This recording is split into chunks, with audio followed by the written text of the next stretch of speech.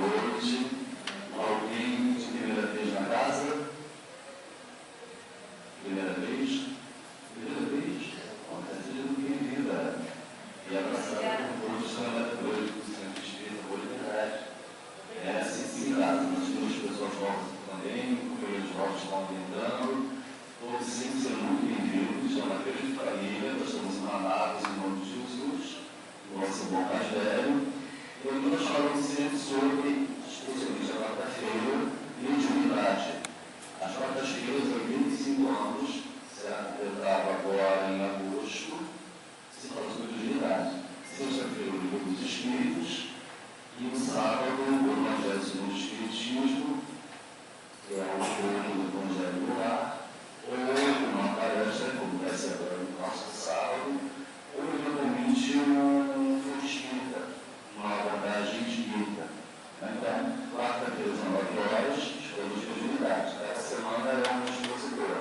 Sexta-feira, estudo participativo, a palavra para frente a todos, não quero falar no vale, mas é muito bom porque nós, a gente vai tratar daqui a pouquinho, no nosso ambiente, nós sempre trazemos conosco irmãos nossos que já partiram, nós temos não vivos, até mais vivos do que nós, e quando eles estão se sintonando a afinidade pela expansão de tudo que nós sentimos, emitimos a vibração estática e nos acompanhamos da guarda, pintor, espírito protetor, espírito familiar, sempre nos acompanham. Nós pensamos atraídos.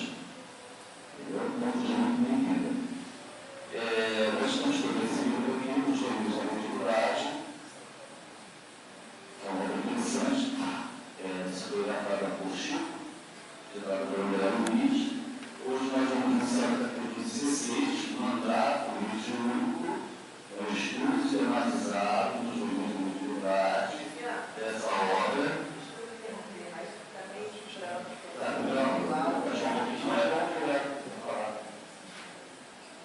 Hoje nós estamos iniciando o capítulo 16, que fala sobre mandato mediúnico. Vamos abordar um pouquinho essa questão e fazer um breve resgate do que foi estudado no capítulo 15.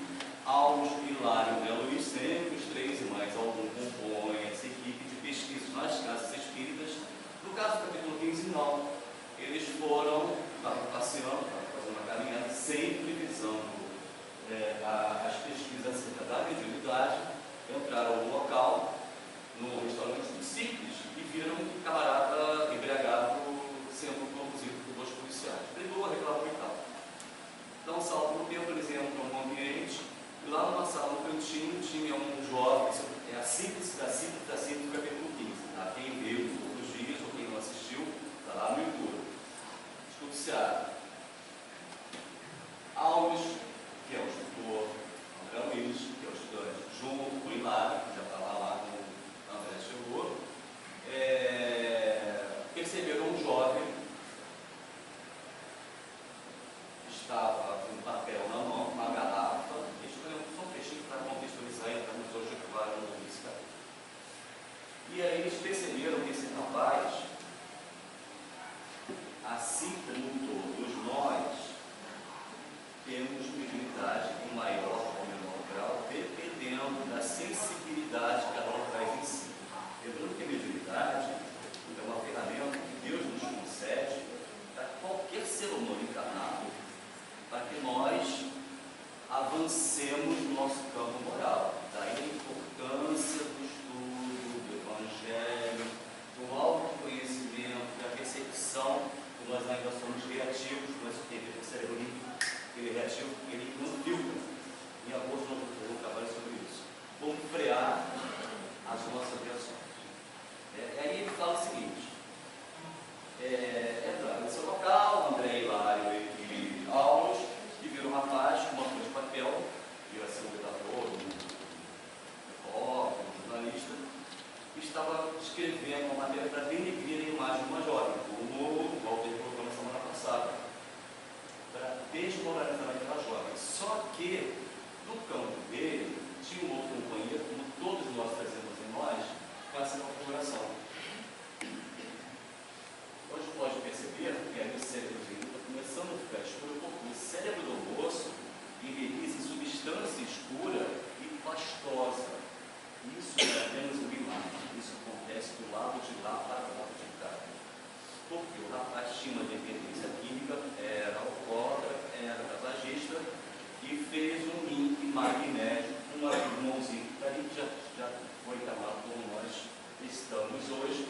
E ao livro dele, essa imagem é do projeto Imagem do livro Volteio, ditado pelo irmão Jacó, que foi Frederic Figner, que trouxe para o Brasil uma série de avanços na indústria, inclusive foi o responsável pela RSAB. Fizemos um trabalho aqui há alguns anos atrás. RSAB, o que trouxe para o Brasil?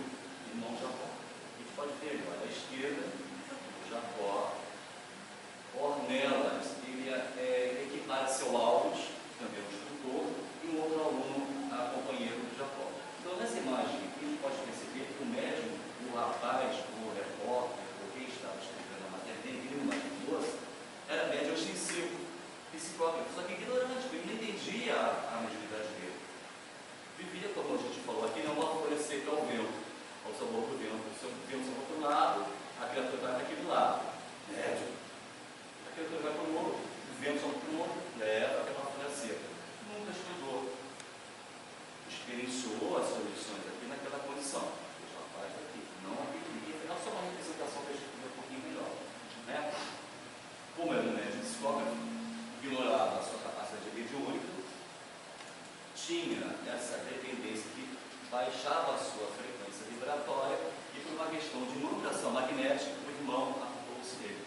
E esse irmão inspirava esse rapaz, aqui em Galinhos, a escrever coisas sobre uma pessoa que era, inclusive, um desafeto do passado. Tantas coisas se encaixam perfeitamente, que é a cabeça, né? A espiritualidade é maravilhosa. Nós estamos aqui para aprendermos como ser, ou melhor, como já estarmos na condição de espírito, já na espiritualidade. Somos estagiários do plano espiritual. E aqui também passamos nas nossas missões. E assim, termina-se essa história. Eu dividi das coisas dos outros passos, eu vejo pessoa, você ouvir ali. Bom, estudo juntos. Sim, vou falar um pouquinho sobre o mandato mediúnico. Talvez alguns aqui ainda não conheçam a definição. Mandato mediúnico. Médium hoje, médium nas próximas encarnações. Médium hoje pode ter fracassado no passado, sendo médium ou não. Porque uma das grandes promessas de Deus e Jesus para a humanidade é que daqui a algumas poucas décadas à frente, todos nós seremos médios sem necessidade de resgate. O que será a nossa evolução? O bem, a gente faz a próxima. E se nós temos uma ferramenta chamada mediunidade, ela impulsiona ainda mais essa elevação, essa evolução moral. Moral, sempre que a gente fala em moral, é barra espiritual. Tá? Então, mandato mediúnico, está lá iniciado os médios, nós temos esse livrinho aqui que eu peguei. Emmanuel de Chico, e diz o seguinte: dizem, entre as colocações dessa lição, nós temos essa parte, dizem que mandato pede excessiva renúncia. No entanto, sem o sacrifício dos operários do progresso, as máquinas poderosas que assinalam a civilização da humanidade, lembrando que é da século XX essa obra, tá, gente? 1900 alguma coisa no tratado de lançamento. Não existiriam no mundo, ou seja, tudo exige trabalho, empenho, sacrifício, concessão, desapego para algo maior. Algo maior. Também tem muito mais aqui. O exercício do seu mandato mediúnico compete ao médium recordar o ensinamento de Jesus. Nós hoje vamos falar sobre a Rosina, que é o sujeito, o personagem desse capítulo. Ela já tinha sido médium em outras encarnações, conquistou o mérito de ter um mandato mediúnico para que ela ficasse ainda mais qualificada diuturnamente no seu mentor. Vamos ver. E nós trouxemos também uma informação, não vou me lembrar o nome do legal desse livro, isso. É no jornal, no jornal de São Paulo, um jornal periódico, de São Paulo Espírita, que traz aí uma grande espírita hoje, eu não transferi para cá, não me lembrar, perdi a última parte. Quando o espírito encarna, traz no mundo espiritual compromissos estabelecidos para o seu progresso. Entre eles, quando o caso de exercer a mediunidade, a aprendendo nesse exercício a humildade e a disciplina. Não adianta o médium disfarçar, porque a consciência dele não disfarça. Orgulhoso, vaidoso, ele pode ser aqui. Mas o plano espiritual faz uma leitura, como se fosse um código de barra, que serve exatamente em vídeo a razão e vida. Como eu comportamento dele fala para casa esquerda. É tudo político, não tem vibração, né? Um dia sim, com certeza. Hoje eu tenho plano, a conjuntura. Enfim, aprendendo nesse exercício a humildade, a disciplina e sendo instrumento dos espíritos, por ele trarão comunicações. O mandato mediúnico não acontece por acaso, é conquistado. Porque o médium traz em si essa capacidade de receber a classificação de mandatário mediúnico, que foi médium e, por excelência em outras encarnações, cumpriu com maestria a sua missão mediúnica e me conquista então o título de mandatário mediúnico. Obedece ao planejamento prévio, tudo é programado no plano espiritual, ou seja, o planejamento encarnatório, ou a programação encarnatória. E além do próprio médium, envolve os escritores espirituais dentro desse planejamento, dessa programação encarnatória, todos eles coordenados pelo anjo da guarda, o mesmo, seu espírito protetor, que é sempre de elevada categoria. Peço perdão porque houve uma desconfiguração depois das figuras que estão muito louco, tá? Tem mais uma frasezinha ali, mas só para fechar. Seguindo. Provavelmente outros mais também terão essas dificuldades. Capítulo 16. Vamos já aproximamos aí um breve comentário a respeito do que é mandato mediúnico. Ficou alguma dúvida?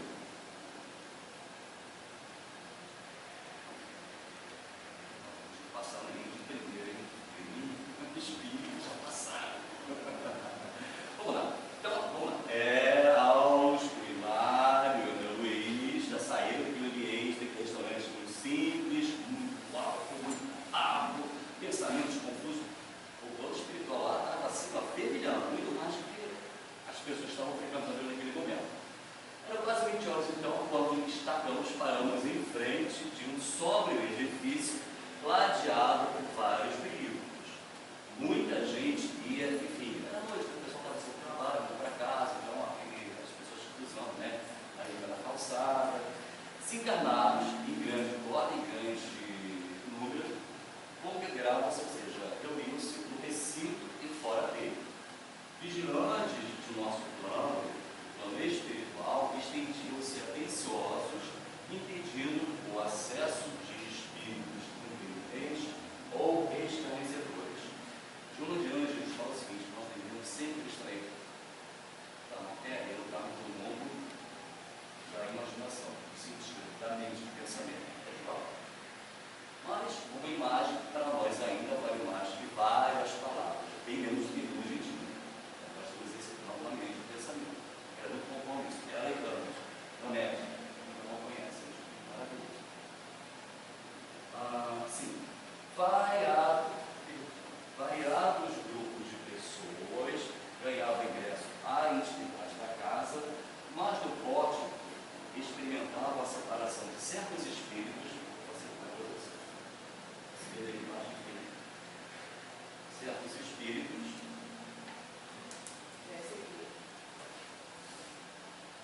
que é seguido. Espíritos que vai dar certo. Que não eram simples curiosos ou sofredores, mas blasfemadores e renitentes do mal. Essa imagem alguns já conhecem. O projeto de imagem, um projeto da Sucena, com alguns anos atrás, mais de 50 obras chanceladas pela FEB para serem ilustradas. Então, hoje nós temos em torno de 60 obras ilustradas, da qual vamos estar direitinho todos PC. Nós estamos vendo aqui uma casa espírita. Vamos trazer para a nossa realidade social, ok? Então, nós temos percebendo vários espíritos escurinhos, cinzinhos, pretinhos, até saindo do chão, um grupo de pessoas entrando numa casa, como nós fizemos agora, há meia hora, 40, 50 minutos atrás, alguns espíritos branquinhos, transparentes, dialogando com os espíritos escurinhos, certo? Está acontecendo aqui nesse momento. A gente não vê, mas sabe que existe. É verdade, o plano espiritual.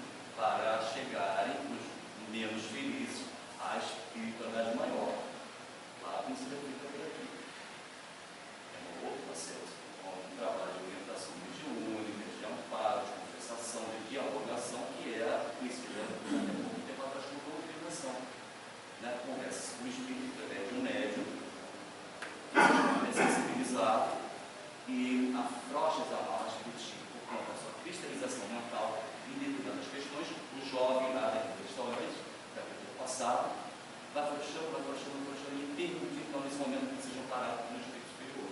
Ele é levado por uma função de colônia, ou pode ser tratado, vai ser intoxicado, vai refletir sobre a sua vida inteira, e o certo que não fez, acontece com todos nós. Claro, que depende da condição da criatura humana que desenvolveu na Terra, vai levar mais ou menos tempo para se elevar para um local superior ao nosso. E um dado interessante também, para fazer volta, toda a casa do espírito tem um cordão magnético que impede a entrada de espíritos zombeteiros.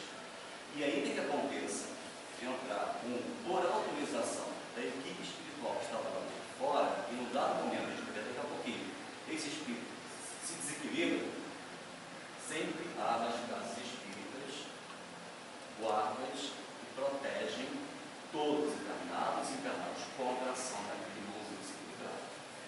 Ele foi autorizado a entrar. Mas, no dado momento, ele acionou, ele virou a chave e aí se desequilibrou novamente. Para ele não tumultuar, não criar turbulências no ambiente, não só sobre os encarnados, como também sobre os desencarnados, ele ia ser dado. Mas vai daqui a pouquinho. Esses casos, porém, constituíam exceção, porque, em maioria, os séculos, seja cortejo, algum tipo, né, aquelas falanges, para quem ainda não conhece, tem sempre um líder, né, que regimento do Deus X, não só de encarnados, como desencarnados também, né, e aquela turma, aquela galera toda, aquele pessoal todo do plano espiritual, estava ali seguindo alguém. Então, de irmãos encarnados que formavam de gente agoniada e enferma, tão necessitada de socorro, como doentes e aflitos que passavam acompanhando. Ou seja, aqui ficou claro, os espíritos acompanham os encarnados de acordo com o nosso hábito mental, o nosso padrão mental. Por isso que a tentativa marca, uma delas, da doutrina dos espíritos, é orar e vigiar a Jesus. Ora, os pensamentos e vigiar em torno. Agora, se não tiver o sentimento elevado, vai ser um pouquinho mais difícil. Né?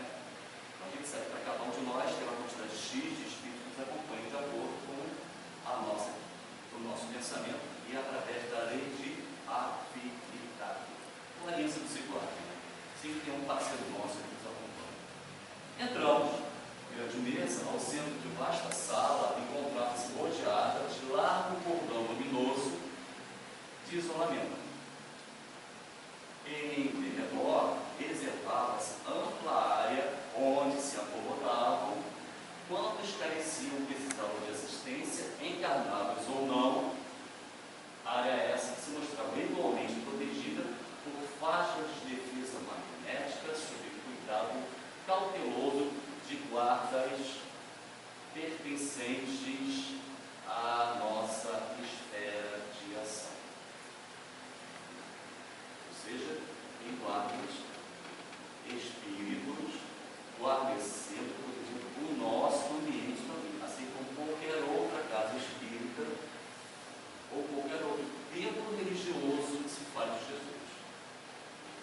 Porque o mundo também, se por acaso fosse permitido que o irmãozinho nosso, desequilíbrio, entrasse na casa para ser assistido e em dado momento ele recorresse do seu desequilíbrio, ele seria sedado naquele instante. Certo? Alguma dúvida até aqui? Conseguinte. Vocês conhecem? E se nós disséssemos aqui também tem um cordão luminoso que protege a nossa casa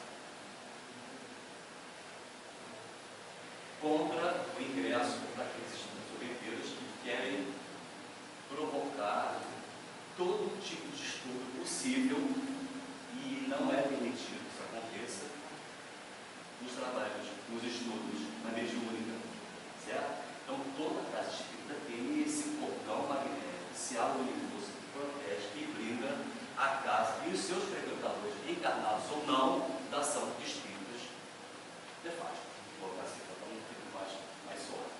Sigamos.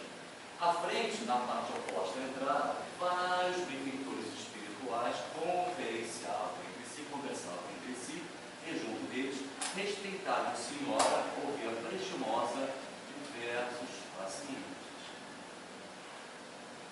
Apresentava-se a matrona por extenso halo, uma auréola, um círculo, aquelas imagens católicas, né? Os anjinhos nas auréolas, de irradiações opalinas, e por mais projeções, substâncias sombrias buscassem, por conta da irradiação mental dos sofredores que projetavam sobre ela, todos nós temos espaço, questão de miasma, né? Que ela se dirigia, conservava a própria aura, ou que é um produto do espírito que vibra, que tem cor, ok? Isso aí é um documento de classificação, sempre lúcida, límpida, transparente, sem que as emissões de fluidos enfermizos pudessem atingir o campo de força, ou seja, ela era, por conta do trabalho dela na célula do bem, autopublicada. Olha a nossa responsabilidade frente ao nosso filho, a nossa saúde, a nossa ambiência espiritual, cada um tem a sua. Nós somos responsáveis por nós. Jesus não veio para ser dedicado a ninguém. Ele veio para ensinar o caminho através da lição maior que foi amar a Deus sobre todas as coisas ao próximo contigo. Quem se ama no próximo. Quem se ama cria esse halo luminoso do seu corpo e fica protegido das influências menos felizes. Certo? Designando a destra, ou seja, com a mão direita, o assistente à aula informou: é a nossa irmã Rosina, que há mais de 20 anos sucessivos procura oferecer à mediunidade cristã o que possui de melhor resistência. Por amor ao ideal que nos orienta, renunciou às mais singelas alegrias. Por isso aqui estou, seu mandato pedido. Poucos são aqueles, são aqueles até que são espíritos missionários, né? Médicos e realmente essa capacidade. Lembrando que foi um capital que ela conseguiu arregimentar ao longo de outras existências passadas, que ela chegou no céu, num determinado patamar que ela foi conseguir. Não é todo mundo que tem mandato de Deus. A maioria é extensiva. Muitos são médios sem sensibilidade alguma. Tem sensibilidade de entrar em comunicação com o espiritual. Ponto pacífico. Não é o centro católico. Né? E aí, a gente vai falar uma coisa interessante. Olha, né? A gente percebeu como é que nós somos influenciados o tempo inteiro. O Cristiano falou de resiliência e fé. Olha o que nós trouxemos aqui. Nós conversamos? Muito bom. Somos influenciados diuturnamente por espíritos que nos amparam, que nos inspiram, que nos incluem. Eu coloquei, eu no Leandro do Céu, nós colocamos fé e resiliência, porque a dona Androsina era uma criatura extremamente vigorosa. E ela conseguiu combater em si o bom combate através da resiliência, que é usar a força contrária em benefício próprio. Certo? Vamos trabalhar sobre isso. E aí, como ela passou toda a velocidade se dedicando ao seu talento mediúnico, ao seu mandato mediúnico, ela foi adquirindo mais força moral, mais luz interior, que concedia a ela uma comunicação direta e penitente com o seu mentor espiritual. É o mandato mediúnico. A Brasília trazia um semblante quebrantado e orgulhoso, refletindo, contudo, a paz que lhe vibrava. Tem pessoas que a gente se aproxima delas e caramba, pessoa agradável, né? Pessoa gostosa de se relacionar, né? Parece que se passa há pouco tempo, quer ficar com aquela pessoa a vida inteira, o tempo todo que for possível.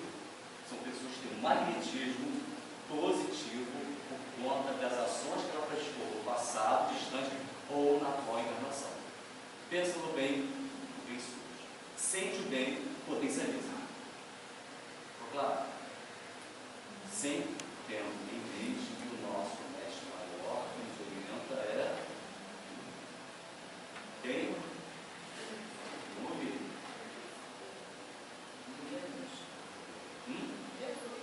Bem. Quando nós praticamos o bem, a primeira coisa que deve ter nossa mente é: mestre, o que tu me faz? Estou trabalhando para o você vai ver daqui a pouco. Ok? Então vamos lá. Na cabeça, tem os cabelos grisalhos, salientava assim pequeno fio de luz à maneira de delicado ator. Não é o que nós imaginávamos quando fizemos o estudo. Tá? Inicialmente nós pensávamos que fosse o chakra coronário, não é. Aí nós entramos na ciência espírita. Intrigados e curiosos, né? O que está acontecendo? Consultamos a experiência do nosso orientador Aulos e o esclarecimento não se fez esperar. E Aulos explica: é um aparelho magnético ultrassensível que a médium vive em constante, não é verbalmente, constante, o tempo todo, contato com o responsável, que é o seu instrutor ou o seu mentor espiritual, 24 horas por dia. Tipo, parou. Né? Três Araújos hoje, né? Expoentes da Espiritismo. Pela obra espiritual, por ela se realiza. Pelo tempo de atividade na causa do bem luz. E pelo sacrifício a que se consagrou, sacrificou a sua vida mundana em detrimento da subjetividade com Jesus Cristo. A Ambrosina recebeu do plano superior um mandato de serviço mediúnico, merecendo por isso a responsabilidade de mais íntima associação com o instrutor. Ficou claro essa relação. O tempo todo com o instrutor, ouvindo, vendo, recebendo instruções, passando conselhos, amparando, proporcionando atendimento fraterno através dela, que lhe preside as tarefas. Ou seja, ela está medianizada, pegar lá do teto. Ela não está medianizada, está amparando, está ajudando, como o Chico fazia, né? Aliás, como André fazia, como o Mano fazia o Chico. Havendo recebido influência, viu-se assoberbada por solicitações de múltiplos matizes, múltiplas cores, últimas necessidades, inspirando fé e esperança a quantos se aproximavam do sacerdócio de fraternidade e compreensão. É, naturalmente, assediada pelos mais desconcertantes apelos. As pessoas têm prática de achar que elas não têm condições de caminhar com as práticas que elas têm. O que falta a elas é um instrumento interior que elas não aprenderam como dar um passo à frente do outro. Em qualquer situação que for, geralmente saúde, crise cultural, desemprego, uma série de situações que a gente pode analisar aqui. É natural que a pessoa fique fragilizada? Sim. Quem vai buscar quem tem mais conhecimento, quem pode amparar, quem pode auxiliar, quem pode oferecer uma boa palavra de fé, de conforto, de fortalecimento, baseado aonde? No Evangelho de Jesus. Certo? Vive então flagelada por petitórios, pedidos e súplicas, perguntam. E lá, inevitavelmente curioso. Até certo ponto, sim, porque simboliza uma ponte entre os dois mundos, material e espiritual. Entretanto, uma paciência evangélica é ruim. Sabe ajudar os outros para que os outros se ajudem. É aquela história. Jesus não veio servir de bengala para ninguém. Ele veio ensinar que cada um tem condições de caminhar com as próprias pernas. Se tiverem fé, o tamanho de Deus no Estado, fareis o que faço e muito mais. Um dia nós seremos Cristo em algum planeta, daqui milhões de anos à frente. Não se preocupe, não fique ansioso, a natureza não dá salto. Olha a natureza, olha a resiliência. Foi com aquela engenharia mental. É tudo muito devagar, muito sutil, mas consolida, passo a passo, que chega no nosso destino. Certo? Para que os outros, eles próprios superiores, possam se ajudar sem a necessidade de ter mais alguém. Ou seja, se a minha vida é livre, eu não posso estar com você.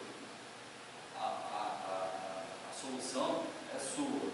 Estou passando por modos operantes para chegar até lá. Mas eu não vou poder dar para você. Você precisa aprender a fazer isso. E a cura vem justamente desse processo de autodescoberta, de consciência, autoobservação e prática no tempo. Porquanto, não lhe seria possível conseguir a solução para todos os problemas que se lhe apresentam. Nem Jesus fez isso. Primeiro porque uma classe não tinha merecimento. Outra classe deveria aprender com as próprias pernas. Uma obra parcial daqueles que conseguiam foram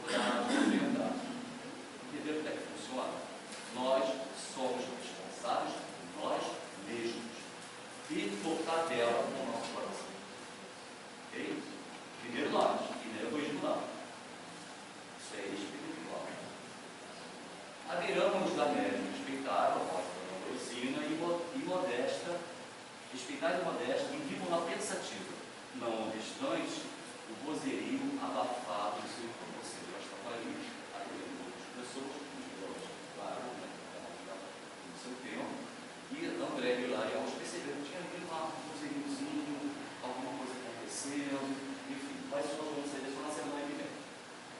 Ok? E para deixarmos o nosso estudo, nós trouxemos uma obra que eu vou estudar aqui, Estudando a Mediunidade. Tem mais de 10 anos. Excelente. Se tiver interesse, existe o PDF. Estudando a Mediunidade, Martins Peralta. Estudando a Mediunidade, do autor Martins Peralta. Existe o PDF. Quem tiver interesse pode baixar e estudar lá também. E no capítulo 24, Martins fala justamente sobre o mandato mediúnico. Estamos aqui. É uma quantidade muito grande de informações, mas nós trouxemos um recorte desse capítulo que nós temos de estudo dessa noite. Ele nos fala o seguinte: você vê como Jesus, em um ano inteiro, dilatar os próprios recursos e perpetuar no espaço, não é regra, no espaço e no tempo o ideal. Ou seja, nós capitalizamos moral, espiritualmente, o bem que nós fazemos ao próximo e iremos acompanhar a perpetuidade a fome. Que não é pedido no livro de Deus. Deus nos desperdiça um milímetro sequer da bondade que nós fazemos. E Deus também permite que nós envolvamos em falhas e respeito o nosso livro-arbítrio para que nós aprendamos os nossos próprios erros, tomando ou não, com as lições que os outros podem nos ensinar. Ok? E, mais uma vez, divulgando o nosso companheiro de no início, a campanha se abre, amor, ação. Achei interessante porque pareceu neologismo, né? Amoração. Uma nova palavra, amoração. Campanha solidária específica para todos os meses de 2024, vai começar agora em abril e maio, é a primeira fase da campanha. Campanha de higiene e limpeza solidária. Nos compromissos, objetos de uso de higiene pessoal, dental, escova de dente, de barbear, aparelho de barba, shampoo, sabonete. Pode ser uma varinha, por que não, né? A segunda campanha começa em junho e termina em julho, que é o inverno, é a campanha de agasalho. Um pertorzinho antigo, um parzinho de meia, um agasalhozinho velho, fora, praticamente, né? Com certeza você escolher isso é caridade. Caridade material não é caridade moral. Mesmo assim, está movimentando o nosso amor em relação ao outro. Vai receber de nós aquilo que era nosso e tinha. Jamais passamos adiante. E a terceira campanha, a terceira fase da campanha, começa em agosto. Vai acontecendo justamente campanha de Natal. Claro, pode ser um brinquedinho, pode ser uma roupa também, pode ser qualquer coisa que esteja em casa, não buscar. É útil. Está funcionando? Vai vender alguém? Então, acho que você com certeza não conhece similar a outras pessoas que são carentes